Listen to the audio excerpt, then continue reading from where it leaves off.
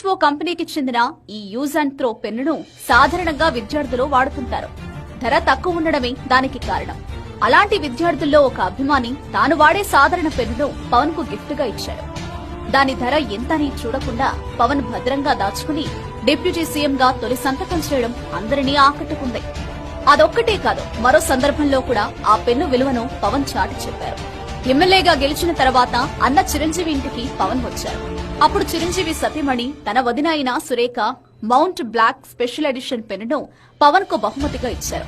₹1,00,000 పైగానే ఆ పెన్ను ధర ఉంటుంది.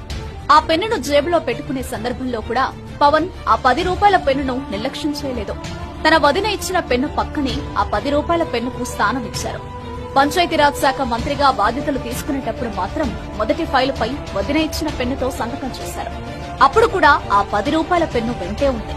పెన్ను ధర కన్నా తన అభిమాని చూపించిన ప్రేమ విలువ గొప్పదని చేతల ద్వారా చాటి చెప్పిన పవన్ కు సర్వత్రా అభినందనలు వస్తున్నాయి. పెన్ను ₹10దా ₹1,00,000 అని కాకుండా అది బహుమతిగా ఇచ్చిన వ్యక్తుల ప్రేమను మాత్రమే చూసి గొప్ప గుణం కలిగిన నాయకుడిగా పవన్ ను అంతా ప్రశంసిస్తున్నారు.